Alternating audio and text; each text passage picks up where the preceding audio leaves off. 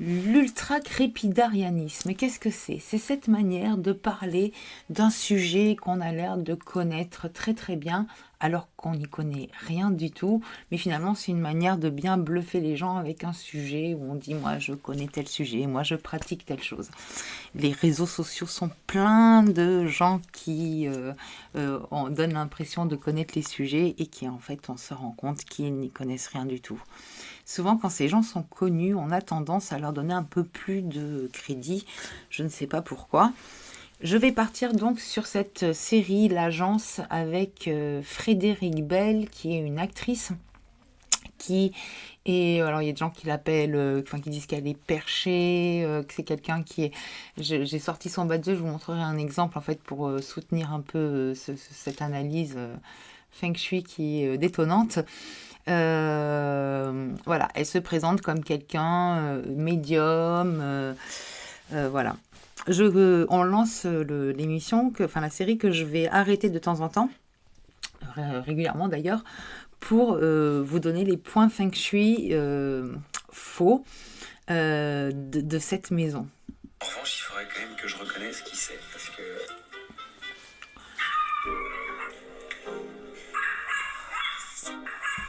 Alors dès le départ, on voit la porte n'est pas visible de la rue de manière visiblement évidente vu qu'il sonne et qu'après il est obligé de pencher la tête pour voir si quelqu'un arrive. Et ben, elle fait pareil. Voilà, elle se penche. Quelque chose qui est très étonnant pour un consultant Feng Shui quand on voit ce genre de maison, c'est des maisons qu'on appelle des pulling nose water, c'est que l'énergie en fait coule de la maison, non pas du nez, mais parce qu'en fait on imagine, voilà, c'est on dit que la porte d'entrée c'est la bouche, et donc voilà, là, je sais même pas pourquoi du coup c'est le nez, parce qu'on pourrait dire finalement un terme un peu moins joli, mais bon, ce sont des marches, il y en a beaucoup. Vous avez 2-3 marches, si elles sont larges, etc. Il y a beaucoup de maisons qui sont comme ça, ça pose pas de soucis. Cette maison n'a pas l'air du tout d'être traitée avec ces marches, et il y en a beaucoup trop. Et l'énergie, en fait, est une énergie qui ne tient pas dans la maison et qui va s'évacuer en dehors de la maison, d'où le pulling nose. C'est Frédéric Bell, je l'ai reconnu tout de suite, j'adore. Voilà, dès l'entrée, quand on dit qu'on pratique le Feng Shui, ce que vous allez entendre après, la porte d'entrée pas du tout Feng Shui en fait, et du verre, c'est pas Feng Shui pour une porte d'entrée, et en plus ajourée comme ça. Bon, de toute façon, elle serait même en verre pas ajourée, ce serait pas Feng Shui, mais bon, porte d'entrée pas du tout Feng Shui, il n'y a pas du tout d'entrée déterminée, donc pas Feng Shui non plus. Magnifique, toutes ces couleurs, le orange, c'est votre idée? Plusieurs points au niveau de l'entrée. On arrive, on tombe sur l'escalier. C'est pas du tout Feng Shui de tomber sur un escalier quand on rentre. Je sais qu'il y a beaucoup de maisons qui sont configurées de la sorte. Il faut corriger, c'est pas grave, faites devenir un consultant Feng Shui, vous corrigera ça, mais alors un vrai, hein, par contre, mais il vous corrigera cet escalier qui se trouve pile en face de la porte. En plus, quand on rentre dans une maison, et c'est pas bon de voir la cuisine non plus de la porte d'entrée, ce qui apparemment est le cas dans cette maison. Alors en fait, je pratique le Feng Shui. Ce qu'il faut savoir en Feng Shui, c'est que... On se demande, enfin quelqu'un qui fait vraiment du Feng Shui se demande quel Feng Shui elle pratique, on va le savoir dans quelques secondes. Que vous rentrez chez vous, ce que vous voyez, c'est votre réputation. Donc j'ai opté pour l'orange fluo. Pas du tout. En fait, elle est en train de dire qui est une école en fait qui s'appelle l'école des Black Hats, qui est une école New Age, qui a récupéré quelques trucs du Feng Shui plus des mélanges d'autres choses, mais qui en fait n'a pas récupéré le Feng Shui des vivants, qu'on appelle le Feng Shui du ciel postérieur, mais du ciel antérieur, qui est le Feng Shui donc des sépultures. Voilà. Donc le consultant qu'elle a pris lui fait faire un Feng Shui qu'on utilise pour les cimetières, les tombes. À l'ascension, la célébrité dans toute sa splendeur. Vous avez bonne réputation. Visiblement oui, regardez. Voilà, le Feng Shui des sépultures, on dit, ou le Feng Shui de New Age des Black Hats dit, on rentre par le nord et on va vers notre lumière, vers le sud. Le sud, vers la réputation, la renommée. Donc en fait, elle pense que sa porte est au nord, ce qui est entièrement faux. Sa porte n'est pas du tout au nord. J'ai pas l'adresse, donc évidemment, je ne connais pas, mais on voit par la suite. En fait, on arrive à savoir l'orientation vraiment de la porte, qui n'est pas du tout au nord, justement. Donc elle a mis du rouge sur une orientation qui n'est pas visiblement au sud. Et elle a vraiment un problème là d'interprétation Feng Shui qui est assez important, et surtout que c'est pas du tout corrigé. Et là, la cuisine, le vert, ça signifie quoi en Feng Shui? Le vert, c'est pour contrer la perdition d'énergie due à la présence d'un évier. Un évier, c'est un N'importe quoi. Le vert, c'est fait pour contrer la déperdition d'énergie due à l'évier. Ça n'a aucun rapport. Visiblement, vu comment a réfléchi son consultant, il a été maître du vert parce que s'il pense qu'il rentre au nord, donc là, la cuisine qui est sur la gauche, donc sera l'est, hein, nord, sud, ouest, est, c'est ça, ou au sud-est. Et effectivement, ce serait du vert si on pratique quelque chose de très basique. Voilà. Mais ce vert qu'il faudrait d'ailleurs nourrir, avec du bleu par exemple, avec de l'eau, mais en fait, on voit du blanc. Et en fait, ce blanc, qu'est-ce que c'est? C'est du métal. Et ce métal coupe le peu de vert qu'il y a. Il y a beaucoup trop de blanc, en fait. L'eau passe par les tuyaux, donc l'énergie aussi. Je pense que sa vie est dictée par le Feng Shui. Mais j'y connais rien. Oui, J'ai pas mal oui, de effectivement, clients qui font attention au il n'y sang. connaît rien, ça se voit, sinon il l'aurait dit dès le départ, et il aurait rigolé dès le départ quand De leur elle lit, parle là, du c'est Feng la Shui, première au fois lieu que je de se rencontre dire... quelqu'un qui choisit les couleurs des murs en fonction de leur signification. J'adore la couleur du frigidaire. Alors, quelque chose d'autre dans la cuisine, en fait, qui a à noter, c'est on voit pas la plaque. Alors, on imagine que la plaque, elle est intégrée de couleurs, je vais vous la retrouver, Parce que de la sa même vie est couleur que dictée par le Feng Shui. le Mais j'y connais granit. rien. Hop, là. Voilà, ça, j'ai l'impression, est-ce que c'est une plaque? Peut-être, sinon, elle fait à manger que dehors. Ou est-ce que c'est un papier? Est-ce que c'est une plaque? Je n'en sais rien. Est-ce qu'elle cuisine? Est-ce qu'elle mange que froid? Ou je sais pas. En tout cas, si c'est une plaque, ça fait un conflit avec justement l'évier qui est juste en face. Donc, c'est pas Feng Shui. J'ai pas mal de clients qui font attention au sens de leur lit. Là, c'est la première fois que Voilà, je le rencontre sens du quelqu'un lit, tout le monde en parle en Feng Shui, c'est une grosse question en Feng Shui, le sens du lit, est-ce que je mets ma tête au nord, etc. Pour connaître le sens du lit, il faut que vous connaissiez votre date de naissance, en fait, et il y a 4 orientations, il n'y en a pas qu'une. La tête au nord, c'est un mythe, en fait. Il y a juste un seul groupe qui peut se mettre qui la tête au choisit les nord. couleurs des murs en fonction de leur signification. Oui, et en plus, la couleur, c'est le dernier point qu'on fait. On n'est même pas obligé de le faire en Feng Shui, en fait, parce qu'il y a plein d'autres manières d'amener les éléments que de la couleur. Et si on le fait, c'est le tout dernier. Ce qu'on regarde vraiment en Feng Shui, on regarde déjà en mode micro pour descendre, enfin en macro plutôt, pardon, pour redescendre vers le mode micro. Donc, à la base, on aurait dû prendre vers Google, mais rien qu'en ce qu'on a vu vers l'extérieur, voilà, il y a des corrections à faire dans cette maison dès l'extérieur. Dans la couleur du frigidaire. Ah, ouvrez-le, tirez fort. Ah d'accord. Ah, c'est une super idée. Comme j'ai cassé tous les murs, les toilettes se sont retrouvées près de la porte. Et pour Ça, comme j'ai cassé tous les murs, les toilettes se sont retrouvées près de la porte. Donc en plus, c'est volontaire. C'est très mauvais d'avoir une porte d'entrée face aux toilettes. Déjà, une porte face à une porte, c'est pas bon. Porte d'entrée en plus, face aux toilettes, c'est pas bon. Et surtout que là, on le voit encore, c'est pas corrigé. Que vous mettiez une porte de frigo, de congélateur, de vieille voiture ou je sais pas quoi pour la cacher, une belle porte indienne ou autre, ça fonctionne pas au niveau du Feng Shui. Le Feng Shui s'en moque en fait. Vos toilettes seront toujours là. Si on dresse un plan, si on se rend compte que par exemple les toilettes sont au centre, ce qui pourrait être le cas au vu de la surface de la maison si on fait un ratio, etc. Mais bon là j'ai pas de plan donc je peux pas m'avancer là-dessus. Mais c'est pour vous donner une info, tout ce qui est toilette, salle de bain au milieu d'une maison, c'est pas forcément top. Donc là il y a beaucoup de choses qui se contrer le principe se de multiplient. perdition d'énergie, il fallait que je cache la porte avec quelque chose qui représente l'abondance. J'ai pensé à un frigo. Maintenant, N'importe quoi. Cacher quelque chose, la porte est quelque chose qui c'est pas du tout le remède. Mais pas du tout. Donc, c'est n'importe quoi. chez moi, on dit je vais au Je suis au frigo. frigo. L'abondance aux toilettes, ouais. Oui, en plus, le signe de l'abondance aux toilettes, c'est doublement ridicule. Ah ouais. J'imagine des invités qui se trompent, couvrent le frigo et qui tombent dans les toilettes. Confusion C'est hyper énergétique. original. Alors en fait, cette maison n'est pas extrêmement bien exposée. Le sud En plus, un frigo, c'est pas yang, c'est pas du tout un symbole d'abondance, en fait, un frigo. Enfin, c'est... il est voilà. quand même là, donc j'étais un peu jaloux. Alors, elle est en train de dire que son sud, il est ici. Je ne sais pas si vous voyez avec ma petite souris. Bref, le sud, il est vers la partie où il y a la télé. Donc, ce qui veut dire qu'elle pensait que le sud, il était vers nous, d'accord? Avec sa porte au nord. Or, pas du tout. C'est-à-dire que si son sud, il est là, la porte, en fait, elle est à l'ouest. Voilà. Donc, c'est juste pour une petite précision. Et donc, et en plus, après, il faut faire le facing de la maison et tout. Elle a été ouvrir un mur. On dit que alors les fenêtres, c'est donc la bouche, c'est la porte, c'est la bouche de votre maison. Les fenêtres, ce sont les yeux.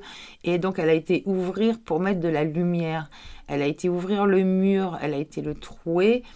Ça, il y a tout un truc sur les travaux, les périodes de travaux dans les maisons. Et alors, le système qu'elle a fait, c'est original. Avec son sud, et je lui ai demandé l'autorisation d'aller sur sa terrasse et de casser. Ah ouais, carrément. Et j'ai mis Et alors, du coup, le sud est complètement bouché et qui, pour une artiste, c'est pas forcément bon parce que les artistes, les entrepreneurs, etc., ont vraiment besoin d'avoir un sud dégagé, de pouvoir même le voir. Et là, elle a un sud qui est complètement bouché, visiblement par le voisin. pouvoir faire rentrer de la lumière. C'est le mur, je pense qu'il a dû halluciner. Bon, après, c'est très coloré, c'est hyper original. Ça a des très bonnes ondes dans cette maison. Alors moi, je pratique la lithothérapie. C'est pas feng shui. D'ailleurs, bon, on voit, vu que c'est très New Age, son système de feng shui, en fait, la lithothérapie, je n'en parlerai pas parce que c'est pas du tout ma discipline. Par contre, si vous vous y connaissez, j'aimerais bien savoir. J'ai toujours entendu que pour que ça fonctionne, il fallait vraiment des gros blocs. Donc voilà, mais ce n'est pas du tout feng shui. Par contre, toute cette mouvance New Age, etc., intègre le feng shui avec de la lithothérapie, la géobiologie, etc. Il y a eu un reportage hier hyper intéressant d'ailleurs sur Complément d'enquête, je crois, là-dessus, sur les gens qui font de la géobiologie, mais je ferai un jour une vidéo là-dessus, parce qu'il y en a beaucoup qui en font avec le feng shui. Ce n'est pas du tout du feng shui. Le feng shui ne parle pas d'entité, ce genre de truc. D'ailleurs, elle parle, alors là, on l'entend pas là-dessus, mais j'ai mis un article justement d'elle qui dit que le feng shui, c'est pour les entités. Rien à voir. Le feng shui, si on vous parle d'entité, vous fuyez. Un consultant feng shui traditionnel ne vous parlera jamais, mais jamais d'entité. J'essaie de garder mon sérieux, mais je suis de plus en plus surpris. Ah bah oui. Et le fait qu'elle me dise qu'elle était voyante dans une famille de médiums, là... Alors, elle est voyante dans une famille de médiums. Est-ce qu'elle est vraiment voyante? On va pouvoir le regarder là. En fait, non, ce n'est pas du tout une médiumnité pure. Je pourrais... j'ai sorti son Badze. Je vous ferai une autre vidéo là-dessus parce que c'est vachement intéressant, en fait. Mais c'est quelqu'un qui, en fait, a beaucoup, beaucoup de bois. Et qui a un thème qui est complètement yin en fait. Donc il y a une hypersensibilité qui peut donner une impression de connexion en fait, mais c'est pas du tout ça. C'est plutôt une hypersensible intuitive qui se surestime sur ses capacités, pardon de le dire ainsi, mais j'avais déjà vu une vidéo où elle faisait du tarot, où elle se trompait aussi de résultats, où elle parlait de sa grand-mère, elle se trompait d'un an, etc. On sait tous que quand on fait comme ça des choses de divination ou autre, attention, le Badze et le feng shui, ça n'en a absolument pas par contre. Mais quand on commence à faire la divination, c'est temporel. Donc voilà, c'est pas... Et puis il y a toujours ce 1% d'erreur évidemment. Mais je vois les gens qui font du tarot, il y en a tellement, et puis c'est tellement accessible. Donc ils ont l'impression que tout ce qui est feng shui, Badze, ça va être aussi accessible. Ça ne l'est pas. Franchement, je dis pas ça parce que... mais je pense que tout bon consultant feng shui pourra vous le dire. C'est vraiment une discipline qui s'apprend, qui s'intègre. Il faut déjà intégrer les 5 éléments, etc. Et c'est pas du tout quelque chose qu'on fait comme ça. Alors je dénigre pas du tout le tarot. J'ai jamais... on m'a tiré une fois les cartes, etc. On m'a fait une fois mon thème, 3 fois mon thème en astrologie. Donc j'ai, voilà, juste c'est ce genre d'expérience. On continue. De finir de m'achever. De chambre. Arriver en haut de l'ascension. Ascension. Exactement, en haut de l'ascension. Voilà, en haut de l'ascension, si on reprend l'escalier, un escalier dans une maison, c'est ce qui est déséquilibre, c'est un gros déséquilibre. Dans une maison, normalement, on le met au centre. Pourquoi? Parce que le centre dans une maison, c'est là où tout gravite et c'est l'énergie doit passer justement par le centre et le centre fait ce point de connexion avec les autres pièces. C'est très très rare chez nous de voir ce genre de configuration avec des escaliers au centre, ça se voit mais c'est très très rare. Donc les escaliers sont mis toujours dans des coins en général de la maison. Quand vous prenez vos plans, ça va créer un déséquilibre. Malgré ce qu'elle imagine que ça va marcher pour son ascension, attention, ça va marcher aussi pour une ascension dans le déséquilibre. Les escaliers sont rouges, qui est le feu, l'escalier étant une énergie montante, il n'y a rien du tout pour calmer le feu. Surtout qu'en plus, tout ce blanc-là est du métal qui excite ce feu parce que le feu contrôle le métal. Donc, On va arriver en haut de l'ascension. Exactement, en haut de l'ascension, il y a une chambre concept fond de l'eau. Là, c'est du sable. alors, concept fond de l'eau, est-ce que c'est parce que juste dans la déco, bleu, sable, etc. Ou parce qu'il n'y a pas de fenêtre? Si c'est parce qu'il n'y a pas de fenêtre, c'est pas feng shui, ça, très clairement. Après, on va voir d'autres choses. L'eau, et puis en haut, l'eau est toujours plus claire, le vert comme ça. Et là, vous ne voyez plus le bleu de l'eau. Ça, au-dessus de votre lit, le dessus de votre tête doit rester dégagé. Quand vous dormez, il ne faut pas ce genre de truc hyper écrasant. Et encore, par exemple, il y aurait ça sur tout le plafond. Ce serait noyé, bon, ça dépend après ce qu'il y aurait comme déco, etc. Mais là, c'est hyper écrasant.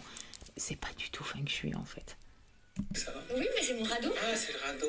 Ah, en plus, un radeau. Voilà, donc un radeau, c'est pas au plafond normalement.